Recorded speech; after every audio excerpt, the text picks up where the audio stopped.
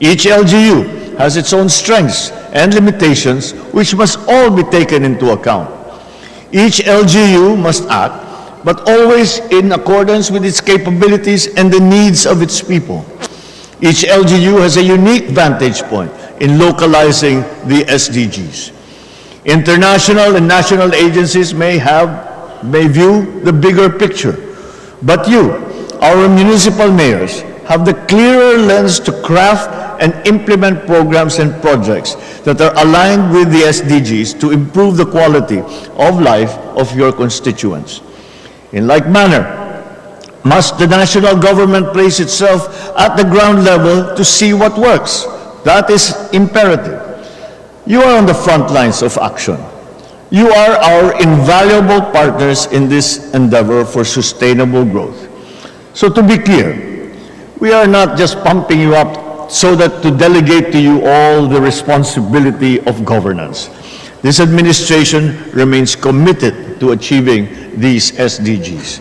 In 2024, the national government will spend 457.41 billion pesos for climate change expenditures. This includes 375.45 billion pesos for water security, 18.19 billion pesos for sustainable energy, 6.48 billion pesos for environmental and ecological stability.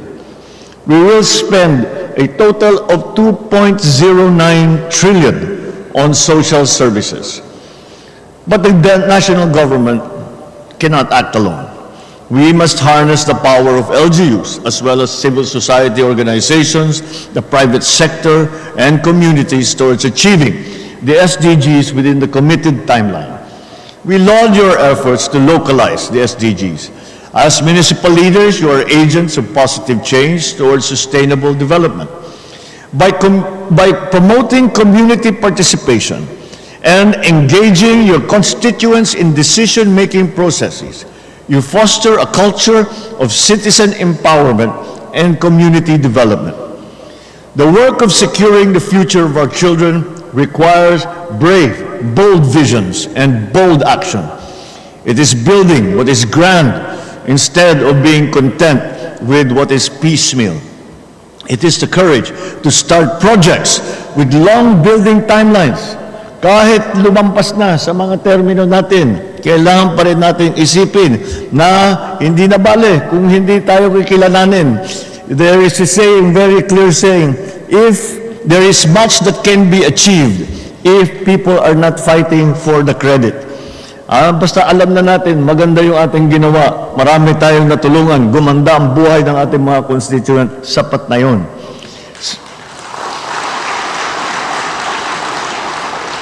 In that way, we serve the greater good instead of meekly setting for short gestation periods that are only high in optics and in gimmickry. It is about going for ambitious projects that span several terms, without regard for who will inaugurate them when completed, instead of picking ones that are ribbon-cutting ready before elections and the campaign. Hindi naman natin maiwasan talaga yan. Dahil meron talaga tayo dapat ipakita na meron tayong nagawa at meron tayong mga bagong na ilagay sa ating mga constituencies. Ngunit, ang ating ginagawa ngayon is we are trying to transform. I am hoping that this administration, I'm working very hard to make this administration a transformational one. At ibig sabihin yan ay marami talaga tayong kailangan palitan structurally. Bakit natin kailangan gawin yun? Kailangan natin gawin yun dahil nagbago na talaga ang mundo. At hindi na tayo maaaring, hindi na maaari na yung ginagawa natin, yung dati pa natin ginagawa. Kailangan na natin mag-isip ng mga bagong pagtugon sa mga problemang hinaharap natin dito sa lokal, pati na sa international economy, sa global economy, at sa pag-usog ng teknolohiya. At kaya kailangan paghandaan natin. Hindi ito nagagawa sa isang taon. Hindi nagagawa ito sa madalian. ito ay dahan-dahan nating pinapalitan ang bureaucracy ng Pilipinas, ang partnership between the government and private sector, ang pagsasama at pagkakaisa ng national government at saka local government.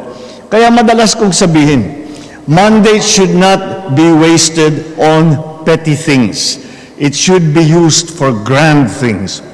Napakalaking bagay na ibinoboto tayo at linalagay tayo sa mga matataas na posisyon na ating inuupuan. Kaya gamitin natin na mabuti ang ibinigay sa atin na tiwala ng taong bayan upang talaga namang kahit na hindi na tayo ang kinikilalang gumawa, basta't may mas magandang nangyari para sa ating constituency. May mas magandang buhay ang ating mga kababayan. Yun ang mahalaga. So once again, I congratulate the LMP for its commitment to localizing the SDGs. Seeing all of you here again persuades me that more than ever, unity, inclusivity, sustainability are not just academic concepts, but are being actualized in all our municipalities. Mayor JB and to the whole LMP, let us continue to work tirelessly towards making Bagong Pilipinas a reality, one municipality at a time, in partnership with all our stakeholders, with the national government, with the private sector, with civil society, and of course, with our constituents. And I wish you all the best of luck. Asahan ninyo na lagi naman andito ang national government na nakikinig sa local government dahil kailangan namin marinig kung ano ba ang tunay na pangangailangan ninyo. At uulitin ko yung madalas kong sinasabi, dapat pakinggan ng mga local government executives dahil unang-una, kayo lang ang nakakaalam sa lugar ninyo. Wala nang mas expert kaysa sa inyo sa sitwasyon dun sa lugar ninyo. Ngunit, ay ang dala naman ninyo ay hindi laging problema lamang. Kasama rin dyan ang mga suggested solutions. Dahil nasa sa inyo, alam din ninyo kung ano yung maaring gawin. Yung solusyon sa isang bayan, hindi necessarily na dahil effective yun sa isang bayan, dadalhin mo sa kabilang bayan, effective din yun. Hindi. Kailangan natin tignan ng mabuti ang sitwasyon ng bawat local government unit. Kailangan ng national government pakinggan ang lahat ng report at saka suggestion at saka problema na nangyayari sa iba't ibang local government units. At ang trabaho naman ng national government ay magbigay ng guidance na dito natin ipapatungo ang ekonomiya. Dito natin papupuntahin ang ating sistema ng politika. Dito ang ating pagpalit. Dito ang mga pagbabago. At yan ang guide. Kaya sama-sama natin, paghusayan natin at sa palagay ko, pagka tayo ay nagkaisa at tuluyan natin pagkakaisahan ang trabahong ibinigay sa atin ng ating mga constituent ay magiging matagumpay ang transformation ng ating minamahal na Pilipinas tungo sa bagong Pilipinas. Maraming salamat sa inyong lahat. Magandang hapon sa inyo. Mabuhay ang LMP. Sa simple lang yung naging mensahe ni Pangulong Ferdinand sa Jodo. Ang sabi ng Pangulo Togs, di na paling hindi tayo kilalanin doon sa mga naging accomplishment natin kahit walang credit. Basta ang bottom line, ang mahalaga, gumanda yung buhay, buong constituents ng mga municipal bayos. Sapagkat ang pinuputo dito ng Pangulo Marcos, sabi nga, we serve for the greater good. At ipinuto din ito ng Pangulong Marcos yung ginagawa ngayon ng kanyang administrasyon na sinisikap na magkaroon ng transformation sa bureaucracia ng bansa at umiisip ng mga bagong pagtugon na inaharap sa local at international economy at pag-usad ng ekonomiya ng bansa. Hindi niya kakayanin ito ng isang taon. At talagang kinakailangan talagang magbuno ng ilang mga taon para mapalitan yung bureaucracia ng Pilipinas. At sabi ng Pangulo, sana huwag masayang yung tiwala na ibinigay ng tao ng maialal sa posisyon ang ating mga municipal mayors, basta't ang isipin lamang ay gumanda yung buhay ng kani-kanilang constituents. At dapat anyang, binigyan din naman ng kredito ng Pangulo ang mga LGU. Ang sabi ng Pangulo, kinakailangan makinig din naman sa LGU sapagkat sila yung nakakaalam kung ano yung sitwasyon sa kanilang area. At ang magagawa naman ng national government dito ay magbigay din naman ng guidelines at naniniwala ang Pangulo na sama-samang mapaghuhusay at sa pamamagitan ng pagkakaisa ay magtatagumpay yung sinusulong niyang transformation. So, Togs, yan muna ang ilan sa mga naging bahagi ng talumpati ni Pangulong Ferdinand R. Marcos Jr. kaugnay ng ginawa nitong pagdalo dito sa General Assembly ng League of Municipalities dito sa lungsod ng Pasay. Alvin Baltasar, Radyo Pilipinas. Mukha to mga higala ang buhing paghulagway ni Alvin Baltazar, ang atong Malacanang beat reporter dito sa DZRB Radyo Pilipinas Manila. Kinsa mo may tambong usab sa kalihukan diin pinasidunggang dinapit ang atong presidente si Ferdinand Romualdez Marcos Jr. Sa pagkakaroon base ka na sa live feed sa Radio Television Malacanang kun RTVM. Dunay nagpadayon nga photo opportunities kauban ang mga opisyal, mga tinugyanan ug mga miyembro lakip ang mga dinapit alang na sa gipahigayon ug nagpadayon nga 2024 League of Municipalities of the Philippines kun LMP General Assembly dito kana sa Manila Marriott Hotel sa Pasay City karong adlaw. Sa pag photo op kaganina to nakita sa RTVM live feed naa si Daan Bantayan Mayor Sanchi Mura. Medyo paspas to ang pagpakita sa video. Sinugdan nga wa na kaayo nato nakuha ang uban pa nga mga opisyales sa LMP o mga miyembro niini nga anaa sa Manila Marriott Hotel kauban ang atong presidente Ferdinand Romualdez Marcos Jr. Di mo menos sa 1,000 1,058 municipal mayors kauban si LMP National President Mayor Joseph Santo Niño JB Bernos ang nagtapok sa maong kalihukan. Doon na kini tema SDGs localization kon kining Sustainable Development Goals, Pathway to Sustainable Municipal Development nga naglaraw nga ipunting ang kaanindot o kadako sa ihatag nga role o kining tabang sa mga munisipalidad tibuok nasod alang na sa pagkabot sa United Nations Sustainable Development Goals kun UNSGD nga dunay deadline nga 2030. Kung inyong madungog kini sa mga balita, sa mga videos, mabasa ninyo online, on print, kining SDGs mao ni ang target sa mga nasod aron na mahingpit nga magiyahan or kining lagda alang na sa pagkabot sa kining kalambuan mga kaigsuunan. Doon na mga lagda, doon na mga criteria, gani lain-lain nga mga goals.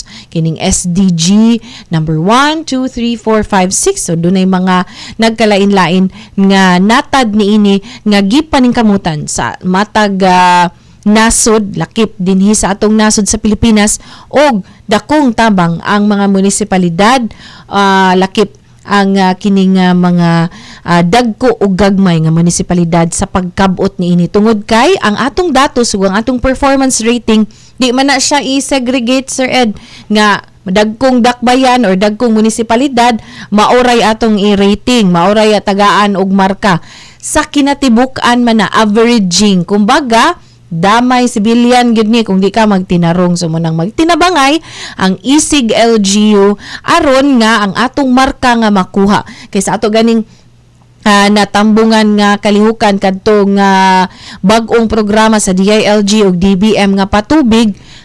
Doon natay di maayong marka sa Sustainable Development Goal number 6 or kining access to sustainable and clean water or kining patubig. Hinungdan nga gibalik ang maong inisyatiba kay niadto doon na naman ni programa ang DILG, DOH ug DBM kining salin tubig kining mga LGUs nga nanginahanglan og tabang og infrastruktura gitagaan og ayuda sa atong national government alang na sa patubig sa maong mga munisipalidad nga nanginahanglan og tabang sa national government. Hinungdan nga gibalik kini in the form of another form of project nga patubig gihapon alang ni sa mga 4th class, 5th class ngadto na sa 6th class municipalities or LGU dinhi sa atong nasod. So usa ni sa mga giduso sa LMP labi na sa kini nga nagpadayon karon nga General Assembly. Base sa Radio Television Malacañang feed, bag-ora na pupos ang photo opportunity o magpadayon na ang programa og panagtapok sa mga municipal mayors tibuok nasod mga kaigsunan. So kung naana mo sa inyong mga munisipyo karon hibuong mo wa inyong mga mayor diha do na kini sila gitambungan didto sa kauluhan diin ang pinasidunggang dinapit gani mismong si Presidente Ferdinand Romualdez Marcos Jr. Alas 3:22 atong ipalabang atong una ug ikaduha nga hugna sa atong mga pahinumdom mubalik ang programang Hisgutanan sa Kahanginan. And Spot. Paano makasisigurong legit ang impormasyong nababasa natin sa social media? Spot the source. Hindi porke nag-viral, totoo. Kaya laging i-fact check ang impormasyong nakuha at tukuyin kung credible ba ang sources ng mga ito. Spot the purpose. Hindi lahat ng nakapost ay may mabuting hangarin. Ang iba ay may intensyong makapanira lamang. Kung sa inyong palagay ay hindi nakatutulong para sa mas nakararami ang impormasyon, huwag na itong i-share para hindi na magdulot pa ng gulo o pagkalito. Spot the ownership. Legit o edit? I-double check kung totoong nanggaling sa mga legit news providers ang impormasyon dahil baka edited lamang ito ng kung sino para magpakalat ng fake news. I-check muna ang kanilang mga official social media platforms para makasiguro. Spot the time. Updated ka nga ba? O baka outdated na yung balitang na i-share mo? Siguraduhin na tingnan mabuti rin ang month, day at year ng impormasyong inyong binabasa upang hindi maging sharer ng mga lumang balita. Let's be part of the solution. We can be warriors against disinformation and misinformation. Maging mapanuri sa lahat ng oras. A message from Presidential Communications Office, Department of Education, Commission on Higher Education, DILG, DSWD, Presidential Broadcast Service at Radyo Pilipinas. Binisita ni Pangulong Ferdinand R. Marcos Jr. ang ginagawang 20-kilometer highway sa Clark na isa sa mga proyektong nagpapakita ng dedikasyon ng gobyerno na makabuo ng world-class infrastructure sa bansa. This Clark International Airport to New Clark City Access Road, or ANAR, is a key component in boosting the Clark metropolis as an investment and tourism destination. It is a part of a larger package of Build Better More activities. It aims to enlarge Clark's profile in the global investment map. Once operational, it will reduce travel time between the Clark International Airport and New Clark City from 1 hour to 20 minutes. It will also save commuters money as ANAR is toll-free. Binigyang pagkilala rin ng Pangulo ang Bases Conversion and Development Authority para sa proyektong ito at para na rin sa kanilang kabuuang ambag na 59.71 billion pesos para sa mga equipment, weaponry, vehicles, vessels at iba pang istrukturang nagagamit ng ating armed forces. Your contribution to Bagong Pilipinas goes beyond your physical inventory of projects delivered, planned, and being built. The BCDA's contribution to the Bagong Pilipinas would also include a culture of excellence, of innovation, of foresight, and of industry. Para sa iba pang mga balita at impormasyon, manatiling nakatutok, tapat sa pag-uulat, Radyo Pilipinas. Bilang ang tuberculosis ay isa sa mga priority health concerns na nais tugunan ng Pangulo, ibinalita ni DOH Secretary Ted Hermosa na patuloy ang pamahalaan sa mga hakbangin nito para mas mapabuti ang serbisyong pangkalusugan para sa bawat Pilipino. Ang objective namin sa TB, at least walang Pilipinong mamamatay because of TB kasi treatable na siya. Tama si Presidente, labanan ng TB. Hinikayat naman ng kalihim ang lahat ng may sintomas ng TB na magpatingin sa mga pampublikong pagamutan para mabigyan ng gamot hanggang sa sila ay tuluyang gumaling. para doon sa lahat ng mga may kamag-anak dyan na may TB or may kakilala. Gusto namin masigurado na mabigyan sila ng gamot. Libre. Bibigay ng pamahalaan at mabigyan nila access dito sa mga TB center na nasa iba't ibang pampublikong serbisyo. Pero tatapusin yung treatment. Isa pa yan sa naging problema. Yung mga tao, pag iinom ng gamot, after 1 month kasi wala ka ng simptomas eh. Pero dapat kumpletuhin mo yung 6 months para talaga complete. Para sa iba pang mga balita at impormasyon, manatiling nakatutok. Tapat sa pag-uulat, Radyo Pilipinas. Ngayong panahon ng El Nino, narito ang ilan sa maaari nating gawin para makapagtipid ng tubig. Laging siguruhing sarado at walang tulo ang mga gripo kapag hindi ginagamit. I-check ang mga tubo kung may tagas at ipaayos agad kung mayroon. Imbes na mag-shower, gumamit ng balde at tabo sa pagligo. Gumamit rin ng baso pag nagsisipilyo. Gumamit ng plangganang may sapat na tubig kapag naghuhugas ng mga kaldero, plato at iba pang pinagkainan para maiwasan ang tuloy-tuloy na pagdaloy ng tubig sa gripo. Ipunin ang used water at ito ang gamiting pang-flush sa toilet. I-report agad ang mga makikitang illegal water connections, gayon din ang mga unauthorized na pag-iigib sa mga fire hydrants. Ito ay mga simpleng paraan lamang, ngunit sa ating kooperasyon ay malaking bagay ito upang masigurong sapat ang ating water supply sa lahat ng panahon. Isang paalala mula sa Presidential Broadcast Service at Radyo Pilipinas.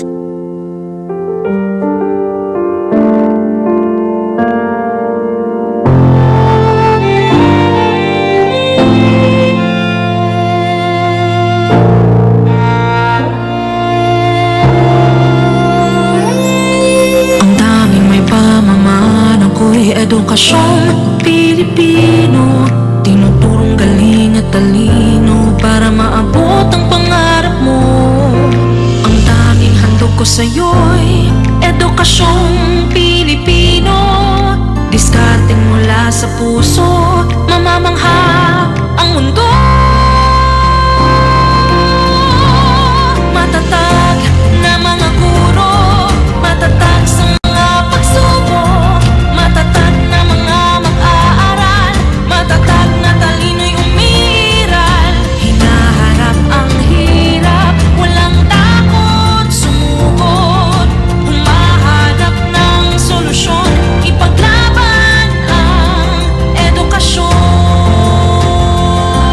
Kabataang Pilipino, Muslim o Kristiyano, lahat ng paniniwala, lahat ng katutubo, may kapansanan, iba man kasarian. Ang ating pag-aaral ay ating karapatan. Ang ating pag-aaral, pang-ahon sa kahirapan. Matatag na mga guro, matatag sa mga pagsubok, matatag na mga mag-aaral, matatag na talino'y umiiral. Hinaharap ang hirap, walang takot sumugod, humahanap ng solusyon, ipaglaban ang edukasyon. Ang tanging alay ko sa'yo'y Edukasyong Pilipino, matapat ng pamamaraan, maunlad na kinabukasan.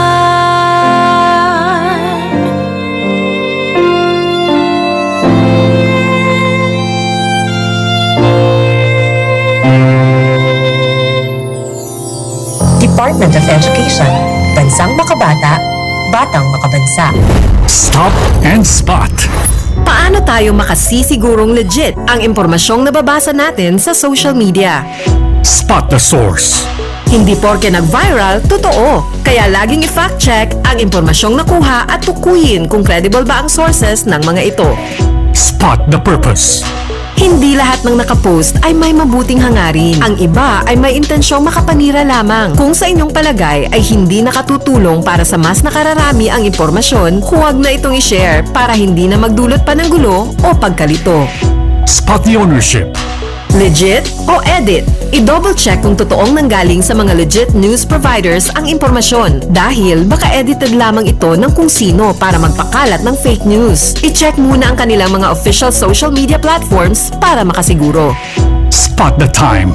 Updated ka nga ba? O baka outdated na yung balitang na-share mo? Siguraduhin na tingnan mabuti rin ang month, day at year ng impormasyong inyong binabasa upang hindi maging sharer ng mga lumang balita. Let's be part of the solution. We can be warriors against disinformation and misinformation. Maging mapanuri sa lahat ng oras. A message from Presidential Communications Office, Department of Education, Commission on Higher Education, DILG, DSWD, Presidential Broadcast Service at Radyo Pilipinas. Binisita ni Pangulong Ferdinand R. Marcos Jr. ang ginagawang 20-kilometer highway sa Clark na isa sa mga proyektong nagpapakita ng dedikasyon ng gobyerno na makabuo ng world-class infrastructure sa bansa. This Clark International Airport to New Clark City Access Road, or ANR, is a key component in boosting the Clark metropolis as an investment and tourism destination. It is a part of a larger package of Build Better More activities. It aims to enlarge Clark's profile in the global investment map. Once operational, it will reduce travel time between the Clark International Airport and New Clark City from 1 hour to 20 minutes. It will also save commuters money as ANR is toll-free. Binigyang pagkilala rin ng Pangulo ang Bases Conversion and Development Authority para sa proyektong ito at para na rin sa kanilang kabuuang ambag na 59.71 billion pesos para sa mga equipment, weaponry, vehicles, vessels at iba pang istrukturang nagagamit ng ating armed forces. Your contribution to Bagong Pilipinas goes beyond your physical inventory of projects delivered, planned, and being built. The BCDA's contribution to the Bagong Pilipinas would also include a culture of excellence, of innovation, of foresight, and of industry. Para sa iba pang mga balita at impormasyon, manatiling nakatutok, tapat sa pag-uulat, Radyo Pilipinas. Personal na ibinalita ni Pangulong Ferdinand R. Marcos Jr. na natupad ang kanilang usapan ni Crown Prince Mohammed bin Salman hinggil sa pagbibigay ng insurance claims sa mga OFWs na nawalan ng trabaho sa Saudi Arabia noong 2015. Patuloy na ang pangako ng Crown Prince ng Saudi Arabia, ang pangako niya sa atin na ibabayad nila yung insurance claims. Kaya magandang balita ito para sa ating mga OFW sa Saudi. Ang tagumpay na ito ay bunga ng matinding pagsisikap ng ating pamahalaan, partikular ang Department of Migrant Workers, na pangalagaan ang kapakanan ng lahat ng OFWs sa buong mundo. Nakaprocess na ang Overseas Filipino Bank at Land Bank ng 1,104 Alinma Bank indemnity check. Yung Alinma Bank yung ginagamit sa Saudi Arabia. Ang halaga ng mga na-release na cheque is 868,740,544 in pesos na nai-release na. 1,104 ang na-clear na at credited. Yung 843 doon nabayaran na. Para sa iba pang mga balita at impormasyon, manatiling nakatutok, tapat sa pag-uulat, Radyo Pilipinas. Bagong Pilipinas para sa bawat Pilipino. Bagong Pilipinas is a master plan for genuine development that benefits of all our people. It is a call for transformation. The transformation of our idea of being a Filipino and the transformation of our economy, of governance, of society. Hindi puro salita, pamahalaan ay magsisilbing halimbawa. Sa Bagong Pilipinas, ang pagbabago ay nagsisimula sa pamahalaan. Pagsiservisyo sa publiko, tapat, mapagkakatiwalaan at dekalidad. Huwag nating pahirapan ang taong bayan. Bagkus, suklian ang kanilang tiwala ng magalang na panunungkulan. Sa nagkakaisang gobyerno at mamamayan, malinaw ang payapa at maunlad na bukas. Sa Bagong Pilipinas, may pag-asa ang lahat. Ang pag-asa ng bayan ay nasa ating lahat. Isang mensahe mula sa Presidential Broadcast Service at Radyo Pilipinas. Hisgutan sa kahanginan, Kauban si Jessa, Agua, Ylanan sa Radyo Pilipinas, Cebu. Alas 3:35, kamaghihapon namin sa estasyon DYM Radyo Pilipinas Cebu. 576 kHz sa AM band. Niining pagsibya nato adlaw kita karon nga Martes, Pebrero 27 tuig 2024. Katapusang nga Martes karon sa buwan sa Pebrero tungod kay sunod Martes March 5 na mga kaigsuonan. Happy birthday di sa tanang nga nag-celebrate silang adlaw na tawhan karong nga adlaw February 27 2024. Alang usab sa atong mga higala nga nag-celebrate sa ng kapistahan or kini nga mga pag-celebrate sa ilang milestones, sa ilang trabaho or sa ilang pamilya or personal nga kinabuhi. May hapon og may pagsaulog ninyo dinha sa atong mga kaigsuonan sa mga gikan sa trabaho, padung sa trabaho. Maayong hapon o daghang salamat sa pagpaminaw sa istasyon DYM Radyo Pilipinas Cebu o sa atong programang Hisgutanan sa Kahanginan. Kauban niining inyong higala Jessa Agua Ylanan. Ato day mga higala nga naminaw sa ilang mga radyo 576 kHz sa AM band diri sa Cebu, sa Siquijor, sa Negros Oriental o sa atong mga kahigalaan din sa Bohol.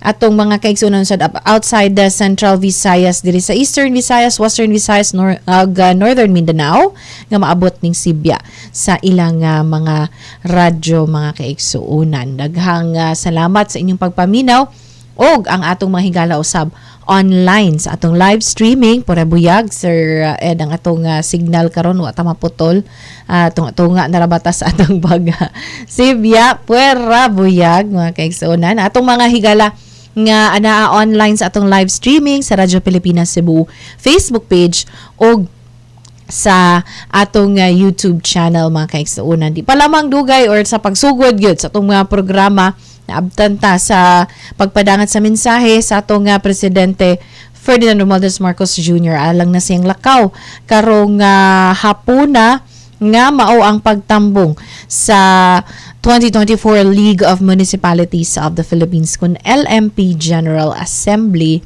mga kaigsuonan. So mo na nga atong kaganina na dungog ang mensahe sa atong presidente mga kahigalaan. Ni aya atong tan-awon dinhi ang traffic update gikan sa Cebu City Transportation Office o karon Road Management Authority na banaan or administration ang RMA bag-ong pangan sa CCTO mato diri sa Facebook page sa atong city traffic sa Cebu City dunay panagbangga sa taxi og SWAT nga mobile patrol dinhas may MJ Cuenco Avenue habig sa Hipodromo mga kaigsuonan. Hinoon padung na ang atong mga traffic personnel og girespondihan na ang maong alarma sa panagbangga. Isuga sab aning taksihan na mangga man gyud ni siya SWAT na mobile mga kaigsuonan.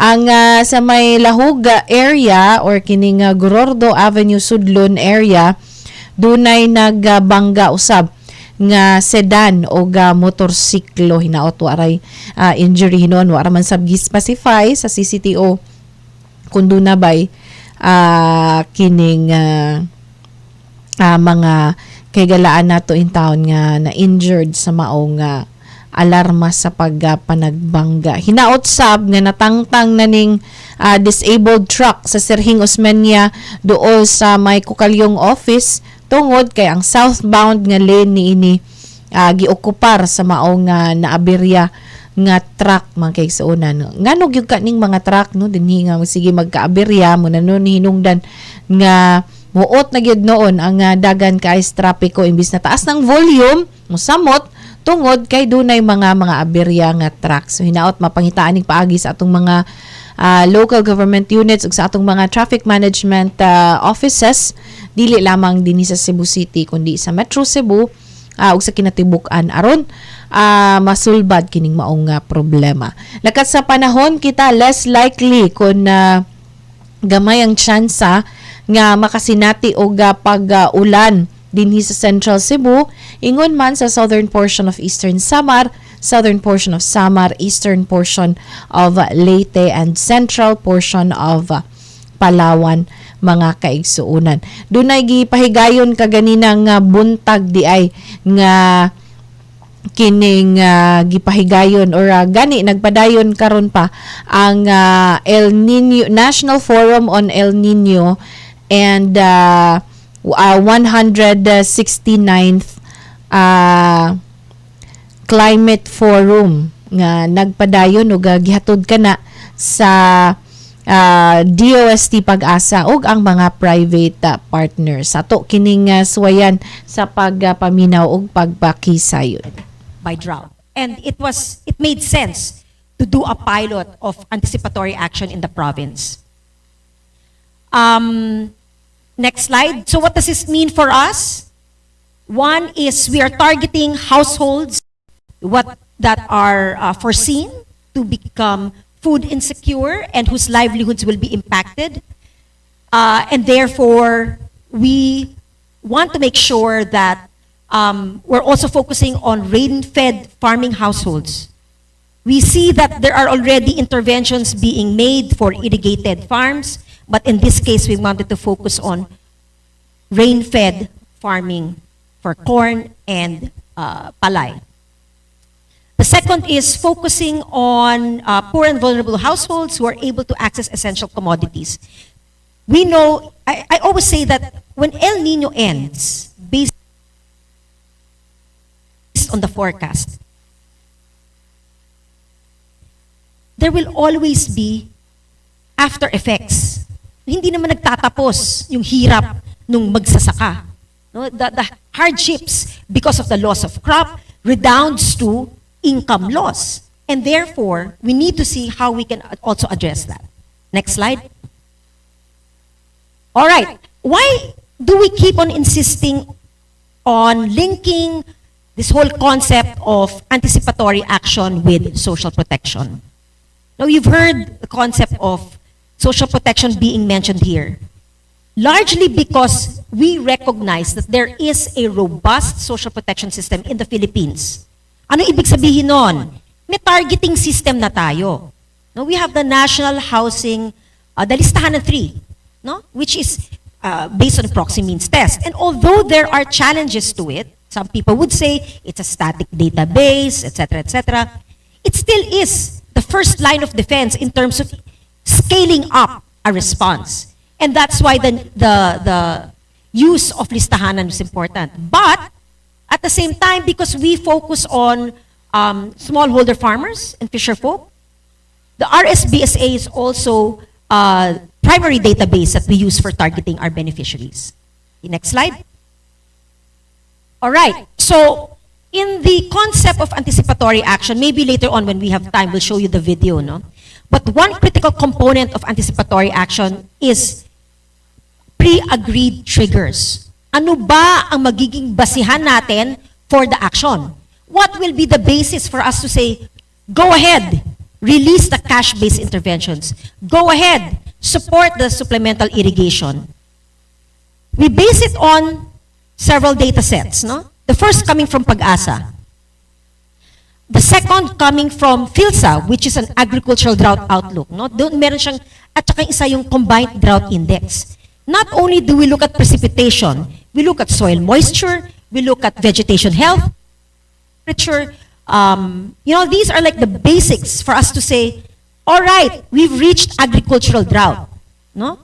And with that, in fact, like I said, we've already did all the checks, and we are now under phase 1 activation in Isabela. And I'll tell you later on what does that mean. No? We're looking to also do a phase 2 activation. Again, looking at different products coming from government. I want to highlight that the data coming from our science-based organizations is very, very important because it will give us a justification to release as well government funds in the future. No? Before, a humanitarian organization would use other data sets to be able to develop its trigger methodology. But we, under the B-Spared program, insist that if we want to sustain this work, if in the future we want government to adopt and institutionalize this approach, then it has to be based on government data. Next slide. All right. So, real quick, what do we do, or what do we intend to do under the Isabela Phase 1 activation? We want to be able to intensify information dissemination on the forecasts. Later on, you'll hear how do you communicate all of that information from the science down to laymanizing it so people will be able to understand it better. Second, provision of soil moisture probes to our pilot LGUs, particularly at the province and at the municipal level. Etiague is our pilot area for Be Spared. We will be providing cash for supplemental irrigation to target the farmers with standing crops and those who still have water sources. And the provision of tools, hand tools and PPEs that will complement government's DSWD's risk resilience program. Again, no, we are not here to just operate in silo. We want to operate together with government. So the SWD and the LGU will provide the cash for work while we will provide the PPEs and the tools. All right. Last two slides, I believe. Okay. Now, noting that we will eventually move to phase 2 based on the projections already presented earlier, we will also be providing multi-purpose cash to compensate for possible crop loss and income losses. And last but more importantly, how do you sustain this work, particularly at the LGU level? We will be conducting contingency planning activities to be able to integrate anticipatory action for drought and also provide some training on climate resilient agriculture farming practices. So that's, I believe, the last slide, or there's one more? Yeah, all right. So that's just one part of what FAO does. Across its different programs, with the guidance provided to us as well by our representative, we are also looking, existing programs of FAO are looking at various other interventions. First, being able to strengthen collaboration and partnerships with government agencies. We know that there are already programs being implemented. Second, increasing awareness and participation so that our own beneficiaries in the cutting across our various programs are able to also understand what is the potential impact of drought. Third, supporting farmers and fisherfolk registration so that they can register in existing crop and fishery insurance programs. Fourth is capacity building, and the last is the provision of equipment. Again, FAO has different types of programs in Mindanao, in Region 5, Region 8, in Luzon. So our role is now, like I said, the changing environment requires a change in strategy. And for us to be effective in our work, we need to be able to take El Nino into consideration. All right, so that ends my presentation. Muli, magtanim, ay maraming salamat. Thank you. Mamaya na lang siguro yung paraffle. Okay. Thank you. Thank you. Mamaya na lang siguro yung paraffle. Okay.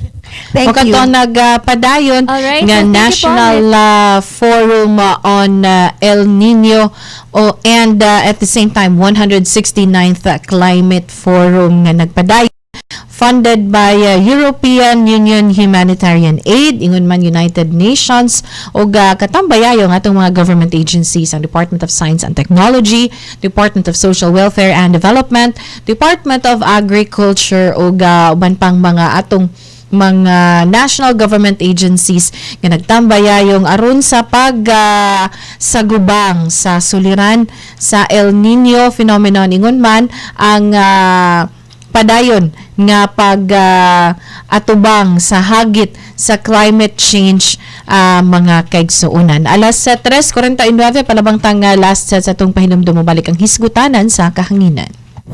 Stop and Spot. Paano tayo makasisigurong legit ang impormasyong nababasa natin sa social media? Spot the source.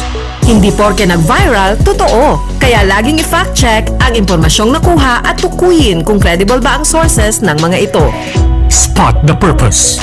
Hindi lahat ng nakapost ay may mabuting hangarin. Ang iba ay may intensyong makapanira lamang. Kung sa inyong palagay ay hindi nakatutulong para sa mas nakararami ang impormasyon, huwag na itong i-share para hindi na magdulot pa ng gulo o pagkalito.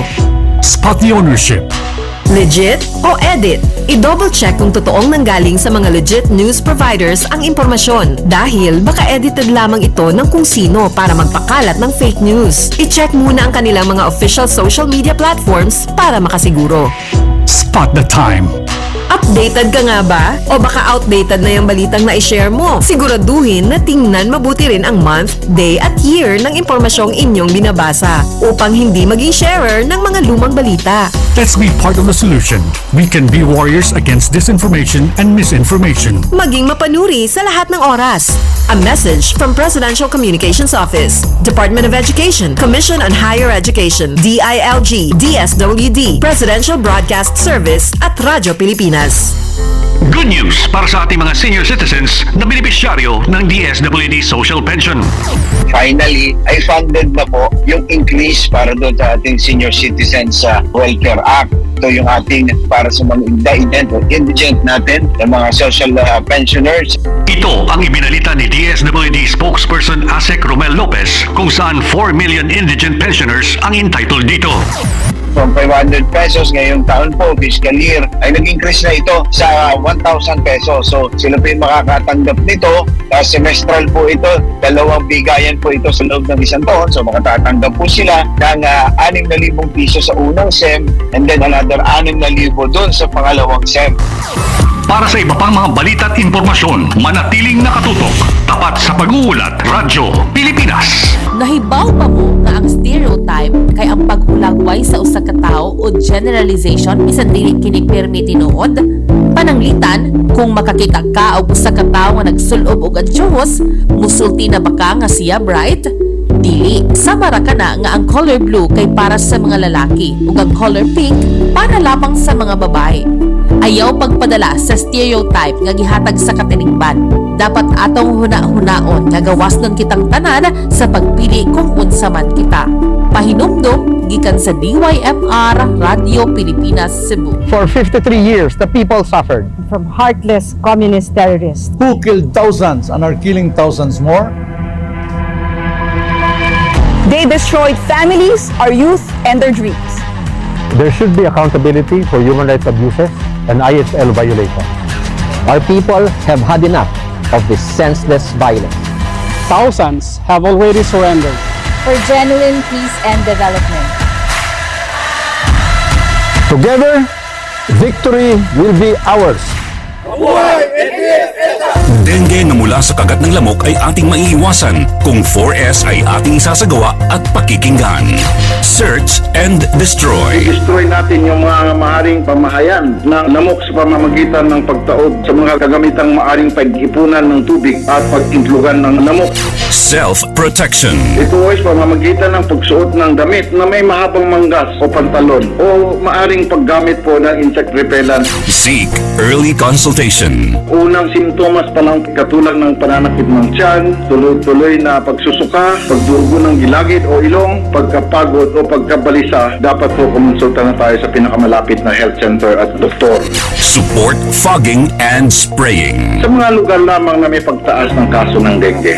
Tayo ang simula. Ugaliing maging malinis sa katawan at malinis sa kapaligiran. Siguradong hindi lamang dengue fever ang maiiwasan. Isang paalala mula sa Radyo Pilipinas. Hisgutan sa kahanginan. Kauban si Jessa Agua Ylanan sa Radyo Pilipinas, Cebu.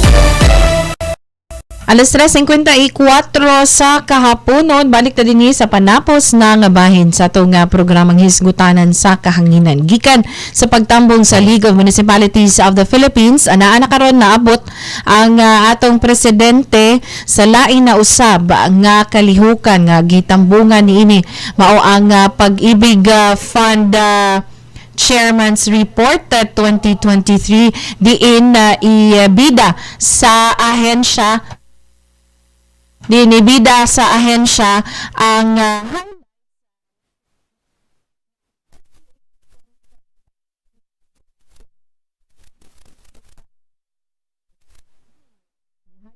MP2 karon magsugod na gid lagi kog MP2 dako ang dividend sa Pag-ibig karong tuiga pag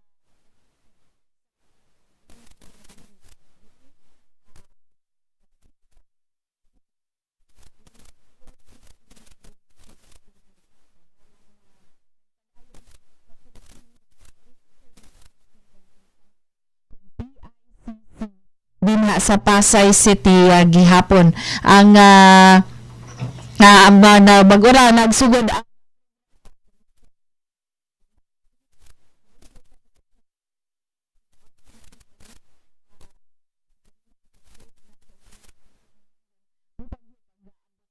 nga presidente dito sa PICC. Gisugat kini siya sa mga kadagkuan sa Pag-ibig Fund o ang mga miyembro sa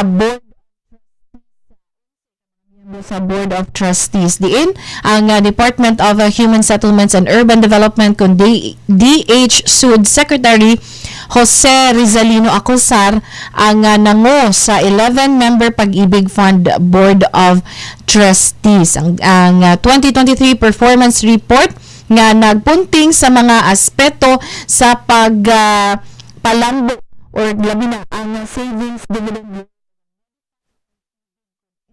return nga nagpakita usab sa achievement og paglambo sa maong ahensya. Sa tuig 2023, ang Pag-ibig Regular Savings Account nakakuha og annual dividend rate sa 6.55%, samtang ang MP2 savings nakadawat og return rate og 7.05%, both record high sukad sa pandemya niining 2020. Ang tema karon sa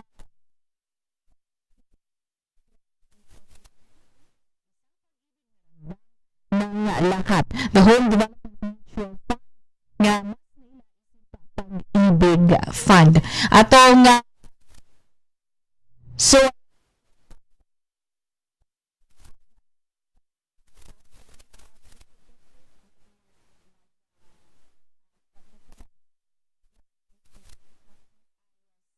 ato sa dawaton og paminaw ng mga balita mosunod ang programa.